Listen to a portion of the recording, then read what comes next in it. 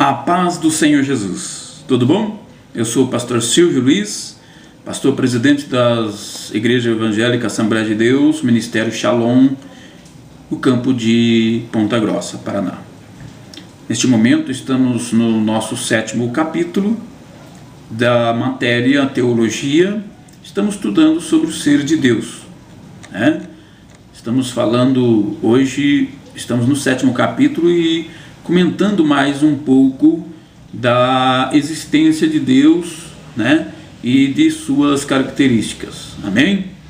Bom, o termo, vamos usar agora neste momento o termo teontológico. O termo teontológico é uma designação mais ou menos moderna que apresenta o ponto de partida lógico no estudo da teologia sistemática.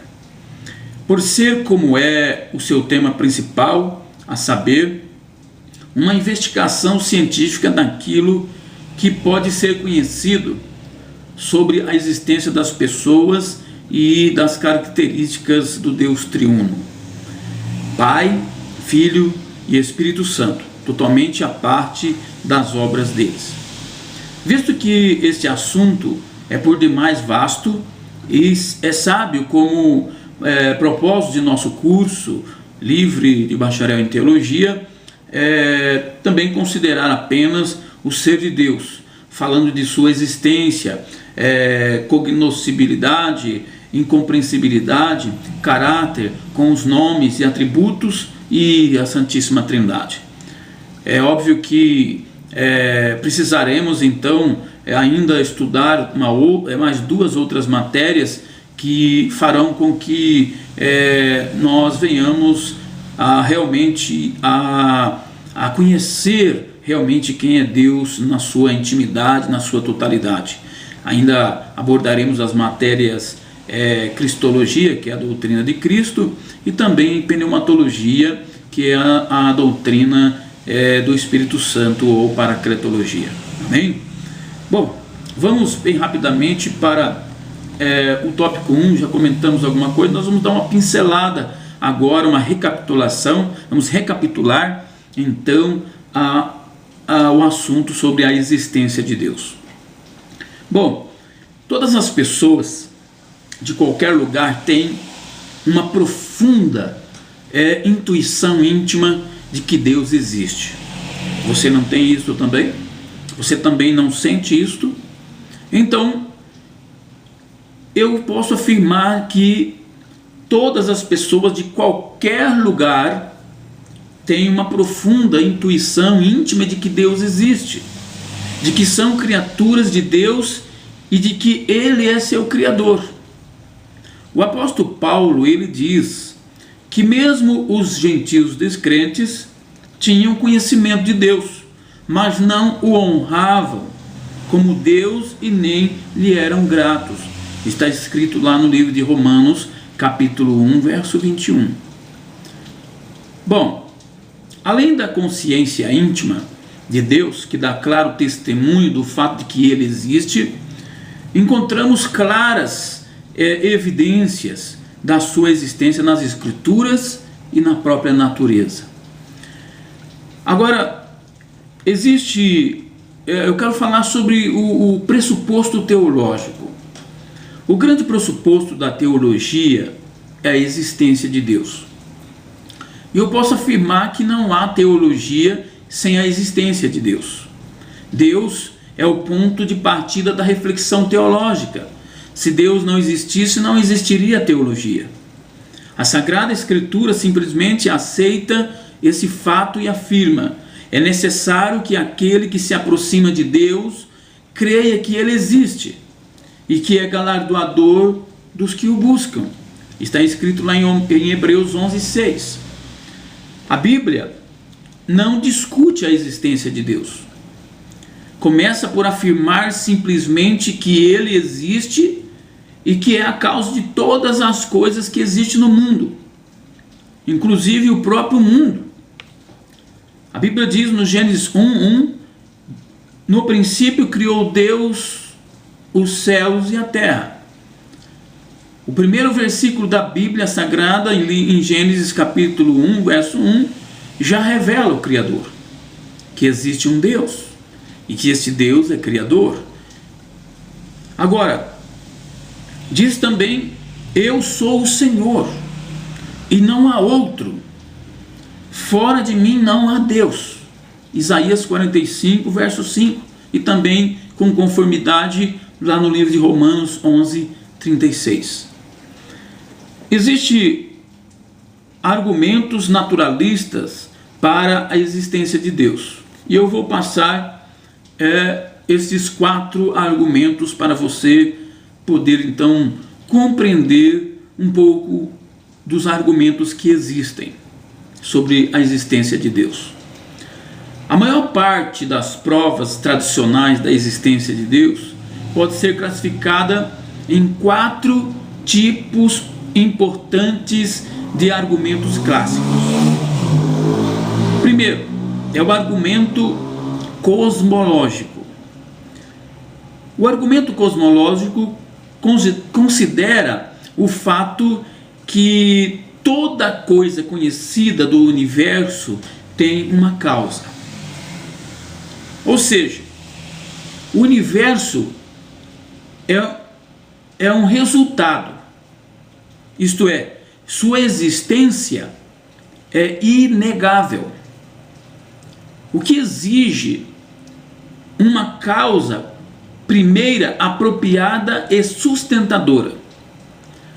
Todo o resultado precisa ter uma causa suficiente. Tópico A: algo existe. O que existe? O mundo. O nada não pode produzir algo. Se não existe nada, não pode produzir nada. Algo tem que ter alguém. Deve ter causado isso, o quê? O mundo. Então algo causou o mundo. E se algo causou, é porque este algo é alguém existente. O universo é ou autocausado? Impossível. Teriam que existir antes que existiam para se autocausar. Vamos supor não causado. Não possível, a menos que eterno ou infinito, ou causado por outro. E já que não pode haver uma série regressiva infinita de causas não causadas, tem que haver uma primeira causa não causada que deu início a tudo. Demonstra a Deus como eterno e infinito. Gênesis capítulo 1, verso 1, Êxodo capítulo 20, verso 11 e Hebreus 11, verso 3. Este é o argumento cosmológico. Vamos ver agora o argumento teleológico. É, na verdade, uma subcategoria do argumento cosmológico. Como o universo parece ter sido planejado com um propósito, deve necessariamente existir um Deus inteligente e determinado que o criasse para funcionar assim.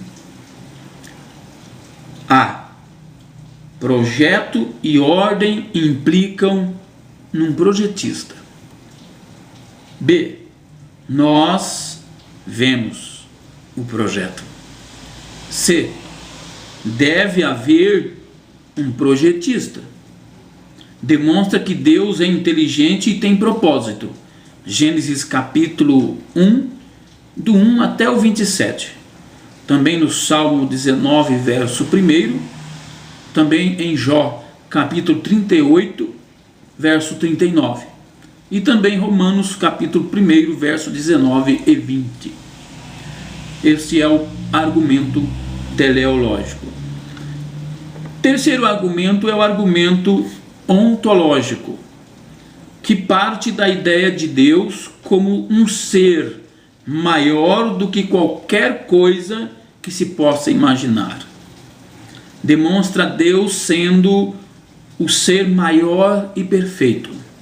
Gênesis capítulo 3, verso 5, Isaías 55, verso 8 e 9, e também Salmo 14, verso 1, Deuteronômio capítulo 32, 4, Eclesiastes 3, 11 e Atos dos Apóstolos capítulo 17, verso 24 a 28. Nós vemos aqui, meus amados, outro argumento, que é o argumento antropológico ou moral. Parte do senso humano do certo e do errado, e da necessidade da imposição da justiça, e raciocina que deve necessariamente existir um Deus que seja a fonte do certo e do errado, e que vá algum dia impor a justiça a todas as pessoas. Também demonstra que Deus é pessoal e moral. Gênesis capítulo 1, verso 27, Romanos 2, 12 a 15, e também Romanos 1, 18, 21 e 23, Salmo 8, verso 3 e também a 6. Como todos esses argumentos se baseiam em fatos sobre a criação que realmente são verdadeiros, podemos dizer que todas essas provas, quando cuidadosamente formuladas, são, num sentido objetivo, provas válidas, porque avaliam corretamente as evidências e ponderam com acerto, chegando a uma conclusão verdadeira. De fato, o universo realmente tem Deus como causa realmente dá provas de um planejamento deliberado. Deus realmente existe como ser maior do que qualquer coisa que se possa imaginar, e Ele realmente nos deu um senso do certo e do errado, e um senso de que seu juízo virá algum dia. Finalmente, é preciso lembrar que neste mundo pecador, Deus precisa possibilitar que nos convençamos, senão jamais creríamos nele. Lemos que o Deus deste século cegou o entendimento dos incrédulos, para que lhes não resplandeça a luz do Evangelho da glória de Cristo. Segunda carta de Paulo aos Coríntios, capítulo 4, verso 4. A aceitação da existência de Deus é uma questão de fé, Hebreus 11, 6, bem como da revelação do próprio Deus, Mateus 11, 25 a 27, João 6, 44 a 65 e capítulo 16, versos 7 e 11 de João. Amém? Até a 8ª matéria. Aliás, disciplina.